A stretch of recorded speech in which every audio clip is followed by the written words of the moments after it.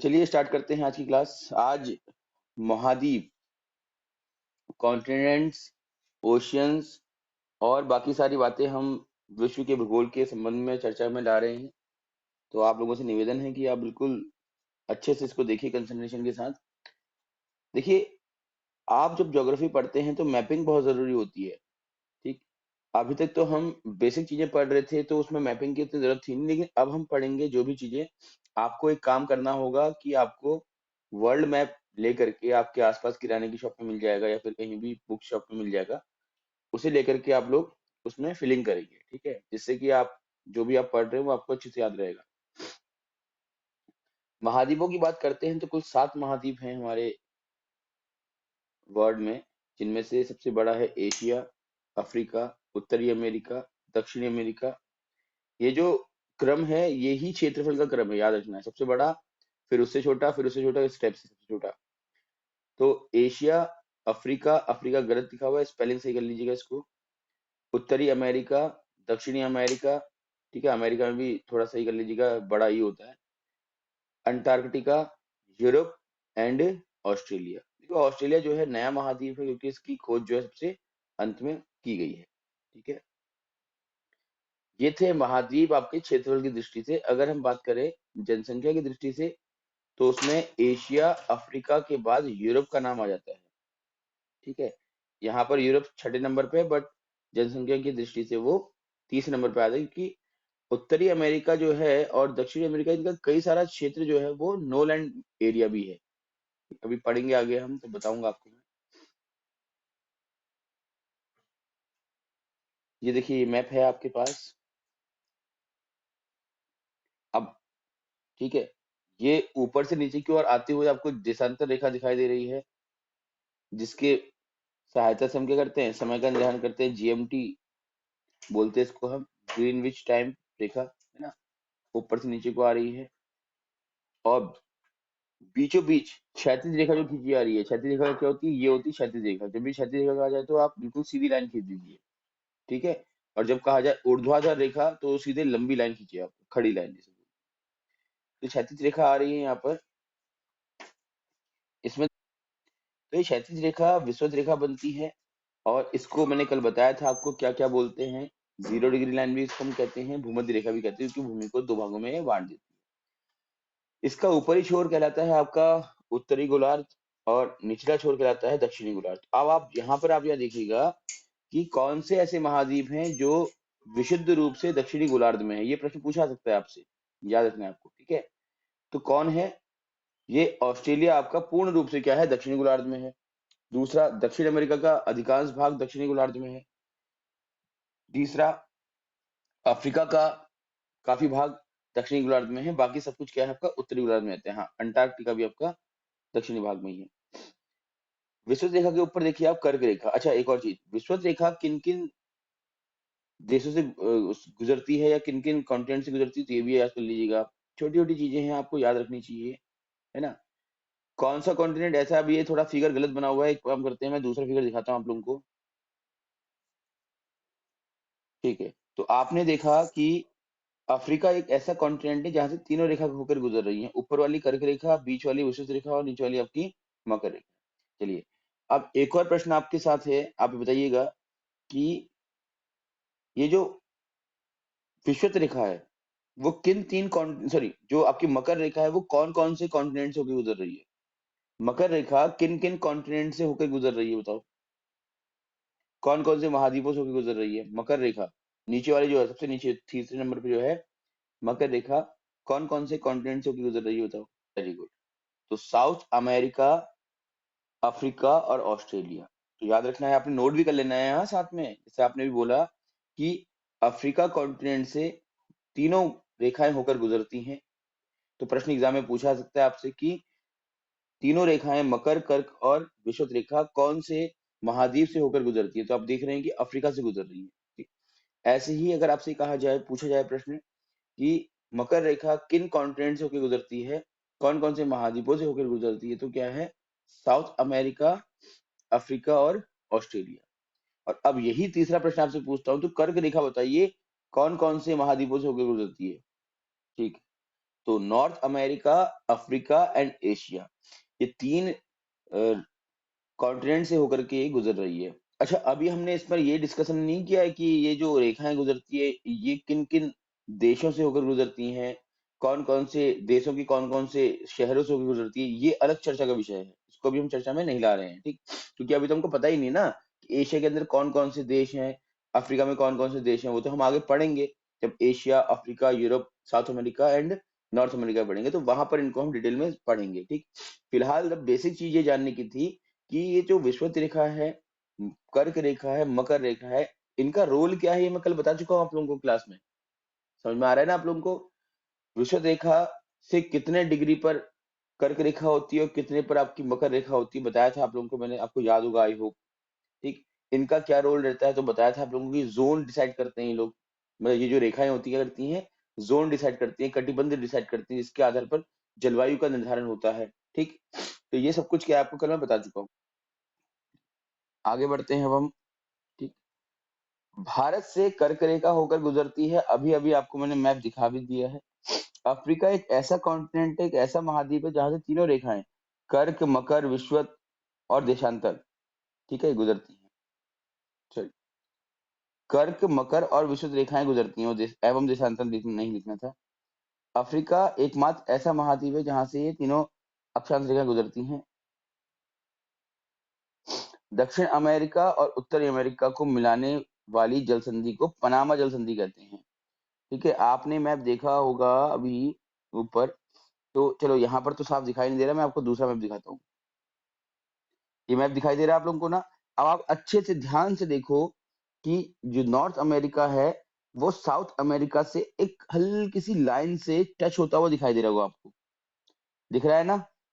Yes और no? Yes. तो यही क्या है, पनामा जल संधि है, ठीक है। अब ये जल संधि क्या होती है? थल संधि, दक्षिणी अमेरिका और उत्तरी अमेरिका को मिलाने वाली जल संधि को पनामा कहते हैं। भारत और श्रीलंका को मिलाने वाली जल संधि को पाक जल संधि कहा जाता है। जल संधि क्या होती है? जो दो सागरों को आपस में मिलाती हैं। तो दो सागर आपस में मिलते हैं तो उसको मिलाने वाली जो संधि होगी, जो क्षेत्र होगा, उसे क्या बोलेंगे? जल संधि कहेंगे। विश्व की सबसे बड़ी खाड़ी मैक्सिको खाड़ी है। ये तो वन लाइनर टाइप के हो जाते हैं आप लोगों के। दक्षिण अमेरिका, मध्य अमेरिका, मैक्सिको तथा वेस्ट इंडीज के संयुक्त भूभाग को हम लैटिन अमेरिका कहते हैं। ये इंपॉर्टेंट है आप लोगों के लिए, इसको आप थोड़ा सा अच्छे से याद करिएगा, ठीक है। कि लैटिन अमेरिका जो है वो, उसके अंदर कौन कौन से क्षेत्र आते हैं? तो दक्षिण अमेरिका है आपका, साउथ अमेरिका है पूरा कंप्लीट, और मध्य अमेरिका है, मैक्सिको है, वेस्ट इंडीज है। अब ये मैक्सिको कहाँ पर है, वेस्ट इंडीज क्या है, ये सब हम जब कॉन्टिनेंट्स को डिटेल में पढ़ेंगे तो वहां पर आपका आ जाएगा। तो फिलहाल इसको आप याद कर लीजिएगा। प्रशांत महासागर तथा अटलांटिक महासागर के मध्य में स्थित है। यूरोप एक ऐसा महाद्वीप है जो तीनों ओर से सागरों से घिरा है, ठीक है। अब यूरोप में तीनों ओर से सागर हैं, सागरों के नाम उसमें है नहीं मेंशन अभी, नहीं तो मैं आपको मैप में दिखा देता कौन कौन से सागर है, आप देख लीजिए फिर भी। ये यूरोप आपको दिख रहा है ना, इसमें आपको हर जगह पे आपको वाटरी मार्क दिख रहे होंगे, ठीक है, यानी कि ब्लू शेड दिख रहा होगा, तो यही क्या है, आपका सागर है, ठीक है। अब जैसे इंडिया है, ये तो महासागरों से घिरा हुआ है, ठीक। अफ्रीका है, साउथ अमेरिका है, इनके चारों ओर क्या है, महासागर ही महासागर है आपके, क्योंकि यूरोप के चारों ओर आपको दिख रहे हैं सागर हैं छोटे छोटे, ठीक है। कौन कौन से सागर हैं देखिए, उत्तर में आर्कटिक सागर महासागर है, पश्चिम में अटलांटिक महासागर है, और दक्षिण में भूमध्य महासागर है। और चौथी ओर जो है वो यूराल पर्वत है, जो कि एशिया से इसको अलग करता है, ठीक। तो ये प्रश्न भी आपका आता है कि एशिया और यूरोप को अलग करने वाला जो क्षेत्र है वो क्या है, आपका यूराल पर्वत है। और शहर का नाम पूछा जाता है आपसे तो इस्तांबुल शहर है, पहले भी पूछा गया है एग्जाम में वो आपसे, ठीक है। कौन सा ऐसा देश है जो यूरोप में और एशिया दोनों जगह पर है? तो फिर नाम आपको याद रखना है, कौन है बताइए? रशिया है, ठीक है। अब एशिया, यह पूर्व में प्रशांत महासागर, दक्षिण में हिंद महासागर और उत्तर में आर्कटिक महासागर से घिरा हुआ है। ठीक है। एशिया और यूरोप के सीमा के क्षेत्र कौन कौन से हैं देखिए, ये सब वन लाइनर टाइप के हैं, आपको ये याद करने हैं। यूराल पर्वत है, कैस्पियन सागर है, काला सागर है और भूमध्य सागर है। ये सीमा क्षेत्र है, ये मतलब कि ये दोनों के कॉमन एरियाज हैं, है ना। इनसे यूरोप और एशिया के मध्य व्यापार भी होता है। ठीक। एशिया अफ्रीका को के सीमा के क्षेत्र कौन कौन से हैं? देखिए, लाल सागर, सुएज नहर, इनको आप फिलहाल बस नोट कर लीजिएगा, फिर मैप के थ्रू आप लोगों को ये मैं दिखा देता हूँ। राइट। सबसे अधिक ऊंचाई वाला महाद्वीप कौन सा है? तो अंटार्कटिका है। याद करना है आपने। मैं फिर कह रहा हूँ कि सिर्फ वन लाइनर टाइप के क्वेश्चन हैं। कल की क्लास में मैपिंग के थ्रू मैं आपको ये सब कुछ दिखा दूंगा। ओके। सबसे अधिक ऊंचाई वाला जो महाद्वीप है कौन सा है? अंटार्कटिका। क्योंकि अभी आप लिखे रहेंगे तो फिर कल मैप में आप उसको इजिली आइडेंटिफाई कर पाएंगे। कल क्या मतलब अभी की क्लास में हो जाएगा थोड़ी देर में। ठीक। सबसे अधिक ऊंचाई वाला महाद्वीप कौन सा है? अंटार्कटिका है। ठीक है। इसकी ऊंचाई क्या है आपकी? लगभग 2300 मीटर। फिर भूवैज्ञानिकों द्वारा, यानी कि जो जियोलॉजिस्ट हैं, ठीक है, जीलैंडिया को 8वें महाद्वीप के रूप में माना जाता है। अब ये याद रखना है आपने, 7 ही महाद्वीप है वैसे तो, लेकिन एक नए महाद्वीप की बात ये करते हैं, अभी इसको एक्सेप्ट नहीं किया गया है ग्लोबली, बट जीलैंडिया इसका नाम है। ठीक है। द्वीप, द्वीप किसे कहते हैं? जो चारों ओर से पानी से घिरा हो उसको द्वीप बोलते हैं, है ना। और प्रायद्वीप किसे कहते हैं? तो जो 3 ओर से पानी से घिरा हो उसको प्रायद्वीप कहते हैं। देखिए, जैसे ये है, इसके चारों ओर क्या है? पानी है अगर, ठीक है, ये पानी है, तो क्या हो जाएगा आपका? ये द्वीप हो जाएगा। जैसे कि अंडमान निकोबार द्वीप होता है आपका, लक्षद्वीप होता है, आप देखिएगा सब सागरों के बीच में है। और अगर प्रायद्वीप की बात करें तो भारत उसका एक अच्छा उदाहरण है ना। आपको पता होगा, जैसे ये भारत का अगर मैप हम बात कर लें, तो इधर भी सागर है, इधर भी सागर है, इधर भी सागर है। 3 ओर से सागर से, पानी से, एक ओर से भूमि से घिरा हो अगर वो कोई भूमि का टुकड़ा, तो उसको हम क्या बोलते हैं? प्रायद्वीप कहते हैं। ठीक हो गया। इसी तरह से एक और कंसेप्ट होता है, लिख लीजिएगा आप लोग। प्रायद्वीप का उल्टा कर लीजिए आप। उल्टा बोले तो, कि जैसे प्रायद्वीप में आपको बताया मैंने कि भूमि का कोई टुकड़ा है, वो 3 ओर से सागरों से, मतलब जल से घिरा हुआ है, एक ओर से आपका वो भूमि से घिरा हुआ है। इसका उल्टा कर लो कि कोई ऐसा टुकड़ा जो 3 ओर से भूमि से घिरा हुआ है, 1, 2 और 3, और एक ओर से सागर से घिरा हुआ है। ठीक। 3 ओर से भूमि से घिरा हुआ टुकड़ा और एक ओर से सागर से मिलने वाला टुकड़ा जो है आपका है, उसको हम क्या बोलते हैं? खाड़ी बोलते हैं। बंगाल की खाड़ी इसका बेहतर एग्जाम्पल है। आपने नोटिस किया भी होगा, बंगाल की खाड़ी का अगर मैप आप देखते हैं, अब ढंग से तो मैप मेरे से बन नहीं पाएगा, फिर भी देखिएगा। हाँ? ये माना कि भारत है हमारा, तो यहाँ पर क्या होता है? यहाँ पर बंगाल की खाड़ी बनती है आपके शहर की। ठीक। तो 3 तरफ तो इसके क्या है? लैंड एरिया है, यानी कि भूमिगत क्षेत्र है, और एक तरफ क्या है इसके? सागर है। सागर कौन सा है आपका? बताओ। हिंद महासागर है। ठीक है ना। तो इसीलिए इसको हम बंगाल की खाड़ी कहते हैं। अरब की खाड़ी तो नहीं बोलते ना। ऐसी कच्ची की खाड़ी पड़ती गुजरात में, वो भी यही है। 3 ओर से वो भूमि से घिरा हुआ है, और एक ओर से क्या है? समुद्र से घिरा हुआ है। वहां पर कौन सा समुद्र मिलता है? अरब सागर मिलता है। ठीक है, समझ रहे हैं आप लोग? यस और नो बोल दो एक बार, आवाज आ रही नहीं आ रही आप लोग को? समझ में आ रहा है? देखो, अभी जो आप पढ़ रहे हैं उसमें कंसेप्ट भी कई सारे हैं। खाड़ी है, द्वीप है, ये याद रखने वाले कंसेप्ट हैं। तो अगर आप इसको समझ जाएंगे तो कोई दिक्कत ही नहीं है। महाद्वीप किसे कहते हैं? अगर वो टुकड़ा, जो द्वीप जिसको हम बोल रहे हैं ना, वो टुकड़ा बहुत बड़ा हो जाएगा तो उसको महाद्वीप बोल देंगे आप। कोई बहुत भारी चीज नहीं। समझ रहे हैं? हाँ, तो महाद्वीप भी चारों ओर से पानी से घिरा होता है, लेकिन महाद्वीप द्वीप के आकार से बहुत बड़ा होता है, इसलिए इसको महाद्वीप कहते हैं। भारत से कर्क रेखा होकर गुजरती है, बताया मैंने आप लोगों को, और 8 राज्यों से गुजरती है। ये तो बड़ा इंपॉर्टेंट क्वेश्चन आपके लिए बनता है। जब आप भारत का भूगोल पढ़ोगे ना, तब इसको आप देखोगे अच्छे से। क्लियर है? चलिए, कौन कौन से ये राज्य हैं, इनको हम जब भारत का वो पढ़ेंगे अ, भूगोल, तब मैं आपको बता दूंगा। ठीक है, वरना क्या होता है ना कि अब ये पढ़ते पढ़ते हम बहुत डीप जाएंगे अंदर, विश्व का भूगोल से हम भारत के भूगोल में पहुंच जाएंगे, कोई फायदा उसका है नहीं। नदियों द्वारा निर्मित स्थल रूप, स्थलाकृति के आधार पर, ठीक है, नदियों द्वारा जो रूप बनाए जाते हैं वो क्या क्या है। देखो, नदियां जब आपकी चलना स्टार्ट होती हैं तो कई सारे रूप चेंज करती हैं। आप खाड़ी बनाती हैं, वो है ना, गार्ड्स बनाती हैं, देखते हैं। चलिए, ये अलग टॉपिक है, हाँ, इसको अलग से नोट कीजिएगा आप। ये नदियों वाला टॉपिक अलग से है, इसको अलग नोट कीजिएगा। स्थलाकृति के आधार पर पहला तो है आपका गार्ज। गार्ज क्या होता है, इसको याद करिए पहले। जब नदी कठोर चट्टानों पर प्रवाहित होती है, प्रभावित नहीं, प्रवाहित, प्रवाहित, प्रवाहित मतलब बहना, ठीक है। जब नदी कठोर चट्टानों पर प्रवाहित होती है तो लंबवत अपवर्तन होता है, ठीक है। अपवर्तन मतलब क्या होता है, कटान जिसे बोलते हैं, ठीक। ऐसे जो क्षेत्र बनते हैं उन्हें क्या बोलते हैं, वो आपके गार्ज बन जाते हैं, right? फिर है कैनियन। कैनियन क्या होता है, गार्ज ही है, लेकिन अगर वो, जैसे अभी बताया आपको ना, महाद्वीप का एक विस्तृत रूप जो है वो उपमा, वो सॉरी, उपद्वीप, द्वीप का विस्तृत रूप जो उसको महाद्वीप आप बोल रहे हैं, वैसे आप गार्ज के विस्तृत रूप को क्या बोलते हैं, कैनियन बोलते हैं, ठीक है। फिर होती है वी आकार की घाटी।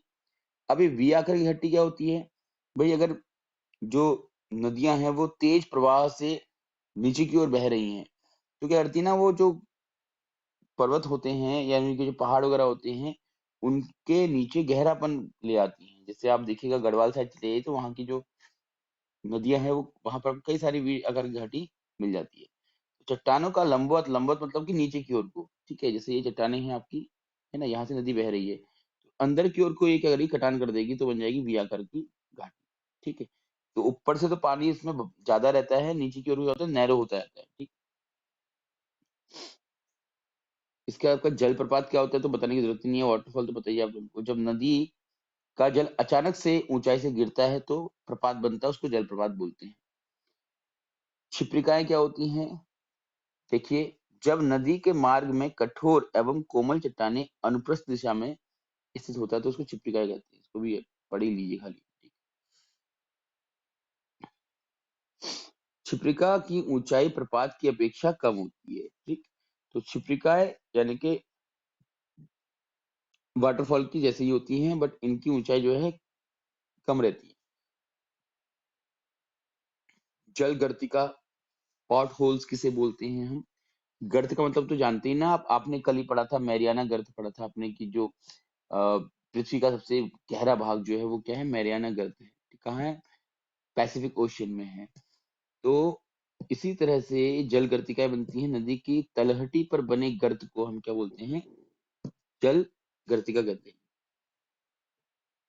नदी वेदिका, रिवर टेरेस क्या होता है, नदी घाटी के दोनों छोरों पर पाए जाने वाली वेदिकाओं को नदी वेदिका कहते हैं। देखो, ये जो लिखवाया जा रहा है आप लोगों को, ये आपने नोट कर लेना, याद कर लेना है आपने, क्योंकि एज इट इज ही एग्जाम में ये पूछा सकता है आपसे, ऐसे जो टॉपिक्स होते हैं। जलोढ़ शंकु है। शंकु तो पता ही है आपको, ये शंकु का आकार दिख रहा होगा आपको, ऐसे ही बनता है ये। चाहे इसको ऐसे बनाओ चाहे इसको ऐसे बनाओ आप, ठीक है, आपकी मर्जी है। आइसक्रीम खाते हो ना, जो कोन होता है, बोलते हैं ना आइसक्रीम कोन, तो कोन का मतलब ही शंकु है हिंदी में, ठीक। तो अंग्रेजी में कोन और हिंदी में शंकु। नदियों द्वारा निक्षेपित जल जब बाहर की ओर शंकु के आकार में फैलता है तो उसे हम जलोढ़ शंकु कहते हैं। इसका आपका है गोखुर झील, ऑक्सबो लेक। मैदानी भागों में एस आकार के घुमाव के कारण जो कुछ जल आपका रह जाता है एक तरफ को, है ना, स्थिर टाइप का, तो उससे क्या होता है, झील का निर्माण होता है, उसको हम गोखुर झील कहते हैं। वैसे ये इतना इंपॉर्टेंट नहीं है आपका, ठीक है। प्राकृतिक तटबंध, प्रौढ़ावस्था में, प्रौढ़ावस्था मतलब क्या होता है, जब भाई नदी आपकी निकल रही है पहाड़ों से तो उसकी गति आपने देखा होगा बहुत तेज होती है। जैसे जैसे जैसे मैदान की तरफ जाती है ऐसी गति कम होती जाती है, और जैसे जैसे वो समुद्र से मिलने की तरफ होती है उस समय उसकी गति क्या होती है, और कम हो जाती है, ठीक है। तो प्रौढ़ावस्था में निक्षेप, तो यही अवस्था प्रौढ़ावस्था होती है, मैदान की ओर ये प्रवेश कर लेती है, उसके बाद चलती है। क्योंकि क्या होता है इसमें, फिर इसमें कोई ना, तो इसमें कोई बहुत ज्यादा वेग रहता है ना, खाली विस्तार होता रहता है इसका, और ये नदी बढ़ती रहती है। तो प्रौढ़ावस्था में निक्षेपित प्राकृतिक बांध का निर्माण होने से प्राकृतिक तटबंध बनते हैं। फिर है डेल्टा। डेल्टा क्या होते हैं, ये तो आपने कई बार पढ़े होते हैं पहले भी। देखो इनमें से जो हम इतने अभी 11 हमने पॉइंट्स पढ़े हैं नदियों के, इनमें से आपने कम से कम 5 से 6 नाम तो बहुत बार सुने होंगे, वो तो आपको याद ही नहीं करने हैं। तो जो नए नाम है उनको आप याद कर लीजिए।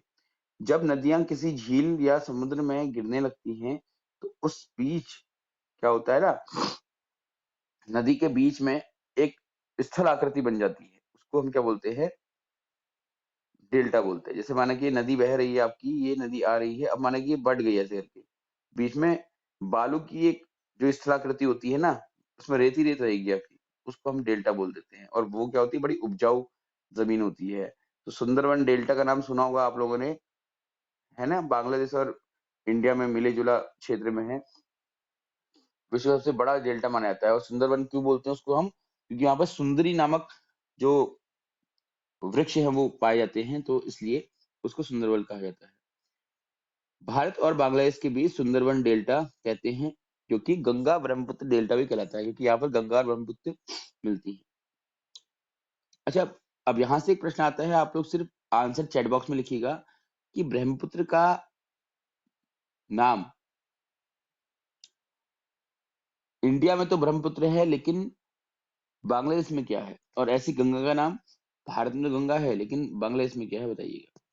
ठीक है, गंगा और ब्रह्मपुत्र का नाम बांग्लादेश में क्या है, और ये जब मिलते हैं तो फिर किस नदी के नाम से जाने जाते हैं।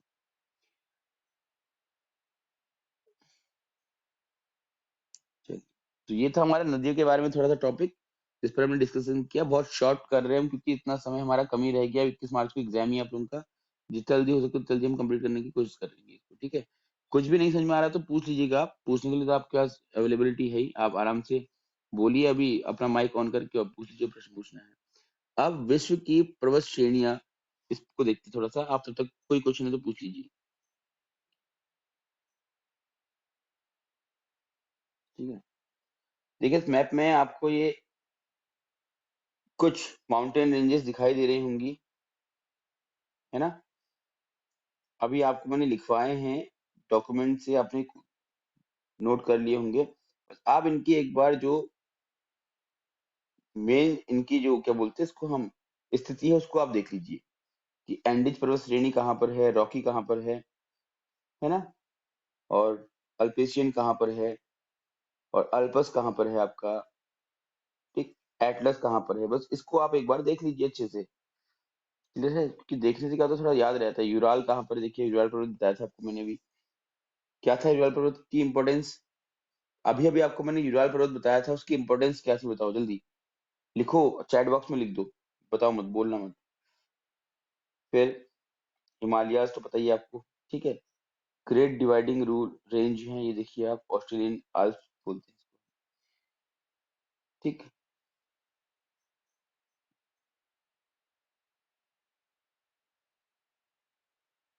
अब ये पर्वत पहाड़ और पहाड़ियां, पर्वत पठार और पहाड़ियों में क्या अंतर होता है देखिए। पर्वत जो है वो ऊपर से शंकु की तरह होते हैं दिखने में, ठीक है, जैसे ये हो गए आपके, ये, ठीक।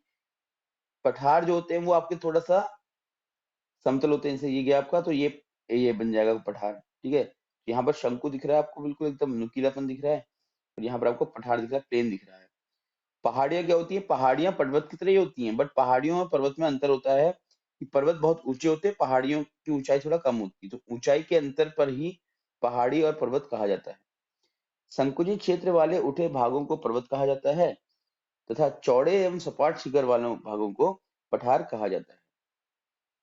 1000 मीटर से अधिक ऊंचाई वाले क्षेत्र को पर्वत, और उससे कम ऊंचाई वाले क्षेत्र को पहाड़ी कहा जाता है, ठीक, याद रखना है ये जो लैंडमार्क है, 1000 मीटर। अच्छा, ये 1000 से एक आपको याद आ रहा होगा कि लोहे की खोज कब हुई थी, बताओ जरा, बोल के बताना, लोहे की खोज कब हुई थी, लोहे की खोज कब हुई थी, कब लोहा पाया गया था, बताओ। आपको पढ़ाया है मैंने प्राचीन इतिहास में। तो 1000 मीटर से अधिक ऊंचाई वाले क्षेत्र को पर्वत कहते हैं, और अगर उससे कम होगा तो उसको पहाड़ी कहते हैं। आपको बताया था ना कि 1000 बीसी, बिफोर क्राइस्ट में लोहा पाया गया था। उससे पहले का काल जो है आपका वो ऋग्वैदिक काल है, उसके बाद का काल आपका उत्तरवैदिक काल बन गया था, ठीक है। जहां ऊंचाई समुद्र तल से मापी जाती है, पर्वतों के विभिन्न प्रकार होते हैं, मोरदार पर्वत, वलित पर्वत, ठीक। अब ये मोरदार पर्वत क्या है, वलित पर्वत क्या है, ये एक बड़ा टॉपिक है। मैं चाहता हूँ कि इससे पहले जो आपको अभी-अभी लिखवाया है, अभी पढ़ाया है, उसको थोड़ा आप देख लीजिए। डॉक्यूमेंट आपके ग्रुप में भेज दे रहा हूँ। सबसे पहले आते हैं आपके मोरदार एवं वलित पर्वत। अब ये जो पर्वत होते हैं,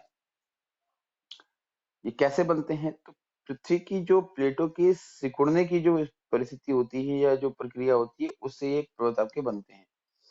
इस प्रकार के पर्वत संपीड़न की शक्ति द्वारा निर्मित होते हैं। कल ही आपको बताया है मैंने, संपीड़न और वलन जो था, क्या मतलब है उसका, भूकंप आने का एक प्रमुख कारण था, है ना? विश्व में कौन-कौन से ऐसे पर्वत थे? तो जो सबसे ऊंचे पर्वत होंगे वो सब आपके क्या होंगे? कैसे पर्वत होंगे? मोरदार और वलित पर्वत होंगे। याद रखना आपने, वलित पर्वत कैसे होंगे? सबसे ऊंचे होंगे। एंडीज पर्वत है, रॉकी पर्वत है और हिमालयन। ठीक। एंडीज विश्व की सबसे लंबी पर्वत श्रेणी है। और कहाँ है एंडीज? कमेंट बॉक्स में आंसर दीजिए, अब चैट बॉक्स में आंसर दीजिए। मतलब एंडीज किस कॉन्टिनेंट में, बताओ? एंडीज विश्व की सबसे लंबी पर्वत श्रेणी है और इसकी ऊंचाई, सर्वोच्च बिंदु जो इसका है वो क्या है? 6,960। सबसे ऊंचा तो बिंदु एवरेस्ट ही है ना हमारे हिमालय का। उतना तो कोई जाएगा नहीं। उसकी ऊंचाई कितनी है, लिखिए जरा। तो 6,960 इसकी हाइट है। ठीक। और कितना फैला हुआ है, फैलाव कितना है इसको? तो 7,200 किलोमीटर, बहुत ज्यादा होता है। रॉकी पर्वत आता है दूसरे नंबर पर। आप कहाँ है रॉकी पर्वत, लिख के लिखिए अभी चैट बॉक्स में तुरंत कि रॉकी पर्वत किस कॉन्टिनेंट में है। दूसरी सबसे लंबी पर्वत श्रेणी रॉकी पर्वत की है, जो कि लगभग आधी समझ लो, ठीक है, किससे? एंडीज से। 4800 यानी कि 4,800 किलोमीटर ऊंचाई जो है वो 4,400 मीटर मैक्सिमम। और वो किसकी है? माउंट एल्बर्ट की। ठीक है, तो ऊंचाई भी कुछ खास नहीं है इसकी, है ना? तो सबसे ऊंचा बिंदु इसका माउंट एल्बर्ट है। अब ये प्रश्न आपसे पूछा जा सकता है कि माउंट एल्बर्ट किस पर्वत श्रेणी में आता है और अंकांग अंकांकागुआ किस पर्वत श्रेणी में आता है, ये आपने याद रखना है। हिमालयन पर्वत श्रेणी ये कहाँ है आपका? ये दक्षिण एशिया में पड़ता है। ठीक। नेपाल, भारत, चीन, पाकिस्तान आदि क्षेत्रों को ये कवर करता है पूरी तरह से। आपको पता ही है, हिमालयन के बारे में बताने की जरूरत आपको नहीं है। तीसरी सबसे लंबी पर्वत श्रेणी है ये, और इसकी जो लंबाई है वो क्या है? अब वो रॉकी से भी आधी हो गई है ना? लगभग आधी हो गई है, यानी कि 2500 किलोमीटर, 2500 किलोमीटर, तो बहुत ज्यादा नहीं है। आपने लंबाई भी याद रखनी है, किसकी कितनी लंबाई है। तो लंबाई के हिसाब से सबसे बड़ी है आपकी एंडीज पर्वत श्रेणी, जो कि लगभग कितना है बताओ? 7200 है ना? 6000, 7200 था, कुछ ऐसी था। देखिए, हाँ, 7200 किलोमीटर। रॉकी पर्वत जो है वो आपका 4,800 किलोमीटर। और माउंट एवरेस्ट जो है वो कितना है, देखिए, 2,500। सर्वोच्च चोटी कौन कौन सी है इनकी? माउंट एवरेस्ट है, सागर माथा है, और चोमोलुंगा चोमोलुंगमा है। ठीक। ये सबसे ऊंची चोटियां हैं, और इन सब में ऊंची चोटी है माउंट एवरेस्ट। तो माउंट एवरेस्ट का नाम आपने याद रखना है। दक्षिणी आल्प्स कहाँ है? न्यूजीलैंड के पश्चिमी भाग में फैला हुआ है।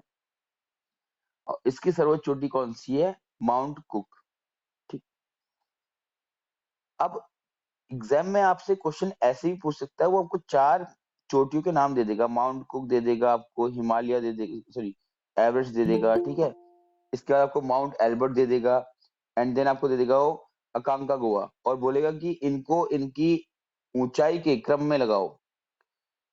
हाँ, तो आपने याद रखना है इनको बिल्कुल एकदम।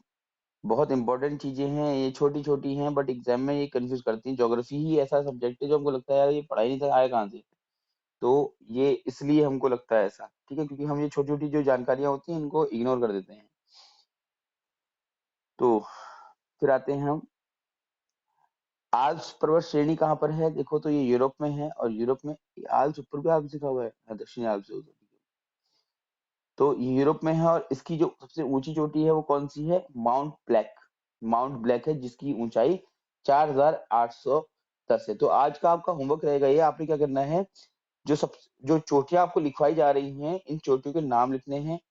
इनकी ऊंचाई लिख करके इनको बढ़ते क्रम में लगाना है या घटते क्रम में, सबसे ऊंची फिर उससे कम ऊंची फिर उससे कम ऊंची स्टेप से, और किस पर्वत श्रेणी के अंदर ये आते हैं उसका पर्वत श्रेणी का नाम भी उसके ब्रैकेट में लिख देना है। ऐसा काम आप करिए आज होमवर्क में। आल्पस पर्वत नवीन मोड़दार पर्वत का प्रमुख उदाहरण है, और ये सब के सब क्या है आपके मोड़दार पर्वत के उदाहरण में। एटलस कहाँ है? यह मोरक्को, अल्जीरिया तथा ट्यूनीसिया आदि देशों में फैला हुआ है। एटलस कौन से कॉन्टिनेंट में बताओ जरा, अभी अभी बताया था आपको मैंने, मैप भी दिखाया था इसका। बताओ एटलस कौन से कॉन्टिनेंट में है? वेरी गुड, अफ्रीका है, ठीक है ना। तो ये जो देश के नाम लिखेंगे ये भी अफ्रीका में आ जाएंगे ना, मोरक्को हो, अल्जीरिया हो और ट्यूनीशिया हो। कई बार तो आपसे देश के नाम दे करके पूछता है कि ये कौन से कॉन्टिनेंट में है बताओ, या अफ्रीका के कॉन्टिनेंट में, अफ्रीका महाद्वीप में कौन सा देश नहीं आता है, ये ऐसा। अवरोधी या ब्लॉक पर्वत क्या होते हैं? अभी तक हमने पढ़ा मोड़दार पर्वत, अब पढ़ रहे हैं हम अवरोधी या ब्लॉक पर्वत। तो आपने देखा कि मोड़दार पर्वत के अंदर सारे मेन मेन पर्वत तो आ गए हमारे, है ना। तो अवरोधी या ब्लॉक पर्वत क्या होते हैं? अब देखिए, इनका निर्माण तनाव या खिंचाव की शक्तियों द्वारा होता है, जिसका प्रमुख कारण होता है धरातल का कुछ भाग ऊपर उठ जाना और कुछ भाग नीचे धंस जाना।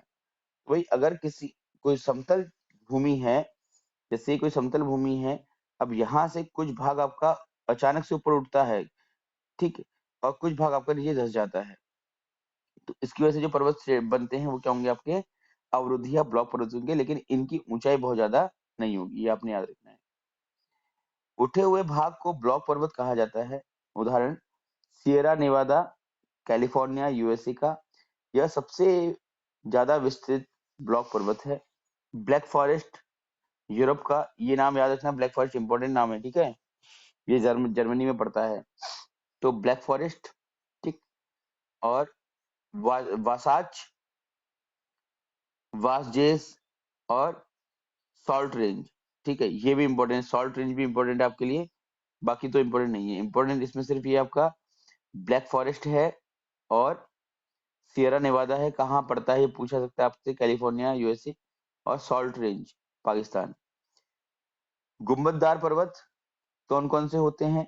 भाई जिनके ऊपर गुम्बद बना, गुम्बद आपने देखा है कैसा होता है ना, अगर नहीं देखा है तो आप थोड़ा सा उसको विजुलाइज कीजिए।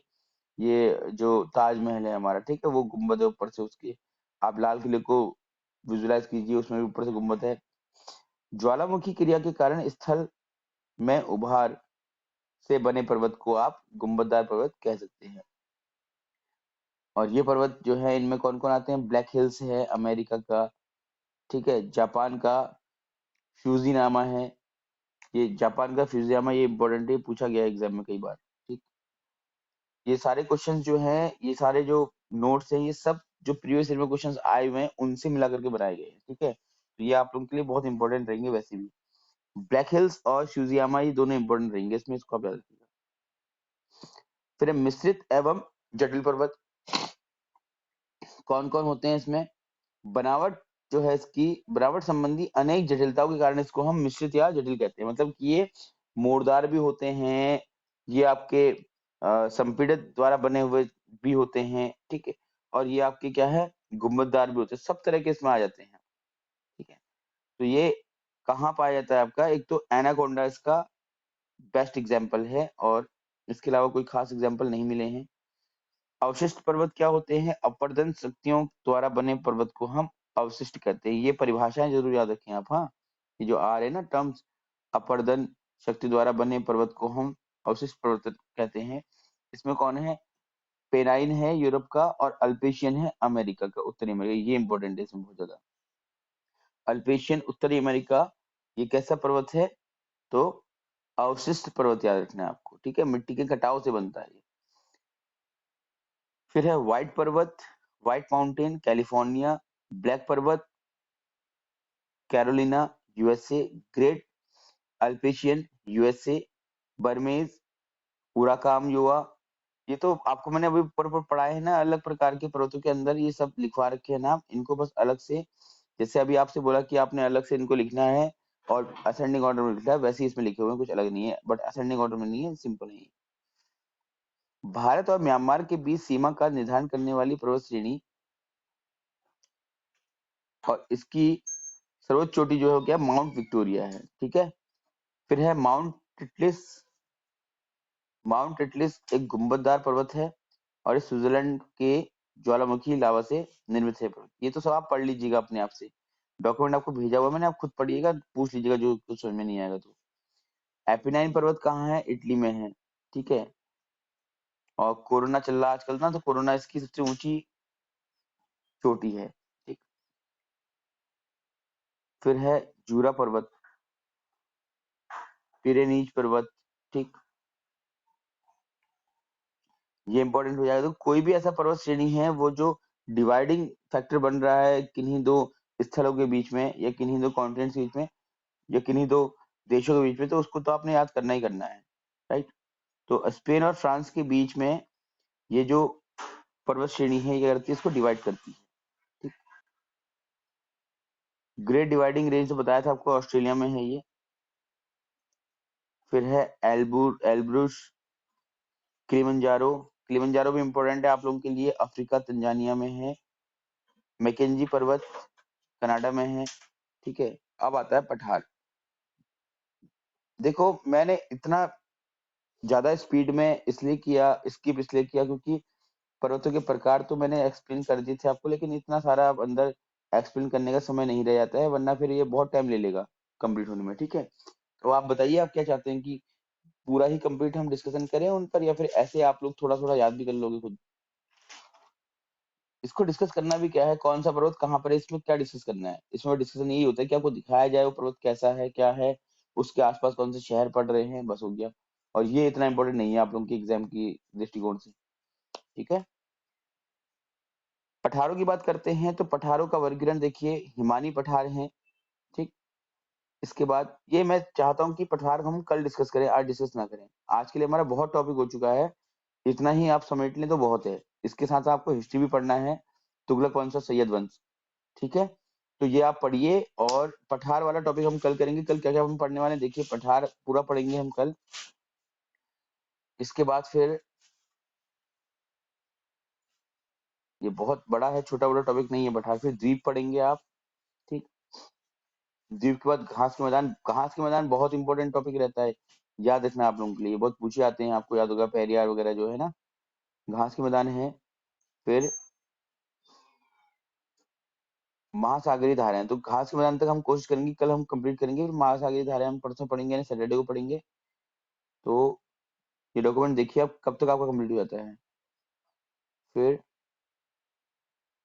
ऑलमोस्ट सैटरडे की क्लास तक आपका ये वायुमंडलीय संरचना, सैटरडे या संडे की क्लास तक हम इसको कंप्लीट करने की कोशिश करेंगे, ठीक है। फिर मंडे ट्यूसडे वेडनेसडे थर्सडे 4 दिन हम कोशिश करेंगे कि हमारा जो इंडियन ज्योग्राफी है उसको हम कंप्लीट करें, राइट। जो टारगेट लेके चल रहे हैं हम, 10 दिन में हमने ज्योग्राफी पढ़नी है, और पढ़नी ऐसी है कि जो मतलब क्वालिटी फुल हो, ऐसा नहीं कि खाली बस निपटा देना है, ठीक है। चलिए फिर इतना करते हैं, ठीक। लगता है टाइम लग ही जाएगा इसमें, चलिए। बाकी आप लोग को ये डॉक्यूमेंट भेजा, पढ़िए घर पे